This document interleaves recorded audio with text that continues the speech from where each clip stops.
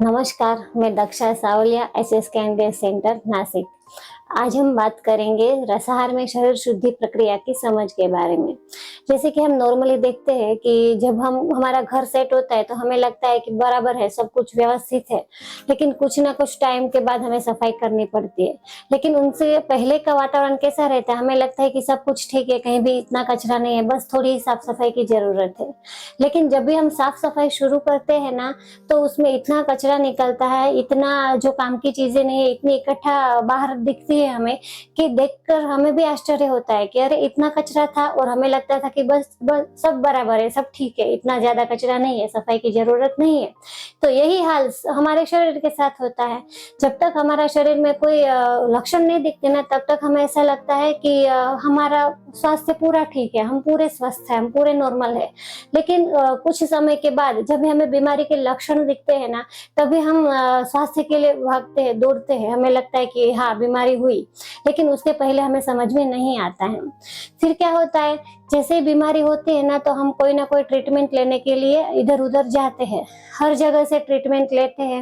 लेकिन ट्रीटमेंट लेने के बाद भी हमारे शरीर के जो रोग है वो कभी कभार हमें लगता है कि ठीक हो गए हैं, लेकिन थोड़े दिनों के बाद या महीनों के बाद वापस हमें उसमें उछाल आता है, डबल होता दिखता है, तकलीफ होती दिखती है शारीरिक। तो फिर हम क्या करते हैं कि ट्रीटमेंट लेते लेते थक जाते हैं।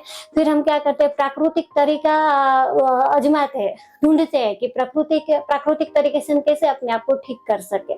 तो वैसे ही प्राकृतिक तरीके ढूंढते ढूंढते हम क्या करते हैं कि उपवास, रसाहार वगैरह के बारे में जानते हैं, उसको अपनाने के ट्राई करते हैं, शुरू भी करते हैं। थोड़ी बहुत जानकारी होती है, थोड़ी बहुत जानकारी नहीं होती है, लेकिन शुरू करते हैं।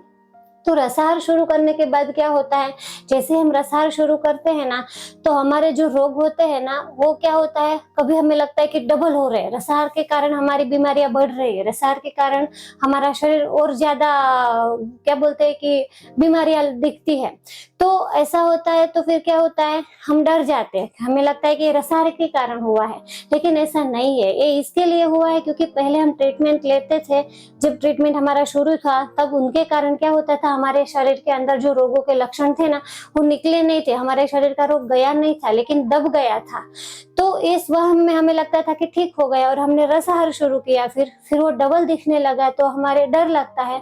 डबल दिखने में हमें कभी कभी ऐसा भी होता है कि सर्दी हो जाती है, बुखार आ जाता है, खांसी बढ़ जाती है, स्किन का कुछ प्रॉब्लम दिखता है, खुजली वगैरह, स्किन का लाल होना वगैरह, डायरिया होता है, ऐसा कुछ ना कुछ प्रॉब्लम नॉर्मली हमें दिखने लगता है जब हम रसाहार शुरू करते हैं। तो हमें लगता है कि रसाहार का साइड इफेक्ट है, लेकिन ऐसा नहीं है। रसाहार शुरू करने से क्या होता है, हमारा शरीर एक शुद्धि की प्रक्रिया की ओर आगे बढ़ता है। हमारे शरीर के अंदर जो विषाक्त पदार्थ रहते हैं ना, वो किसी ना किसी रूप से, किसी ना किसी रास्ते से बाहर फेंकने की ट्राई करता है। इसके कारण हमें ऐसा छोटी छोटी बीमारियां दिखती है।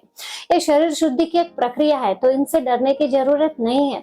रसाहार जब हम शुरू करते हैं तो ये सब बीमारियां जो कभी कभी हमें नॉर्मल भी नहीं दिखा ना, वो भी कभी कभी बाहर आती है, क्योंकि शरीर को पूरा निर्मल करना है, पूरा स्वस्थ करना है।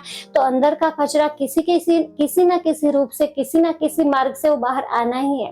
तो जब भी रसाहार शुरू करे, या सर दर्द हो, आपको बुखार आए, खांसी हो, सर्दी हो, ऐसा कुछ भी होना, तो डरने की कोई जरूरत नहीं है। ये सब शरीर की सफाई की, शुद्धिकरण की प्रक्रिया है, उसको अपने आप होने दीजिए। उसको कोई भी ट्रीटमेंट लेकर के दबाने का प्रयत्न मत कीजिए। शरीर को निर्मल होने का मौका दीजिए और शरीर को स्वस्थ होने दीजिए। उनको अपनी प्रक्रिया में आपको बाधा नहीं डालनी है।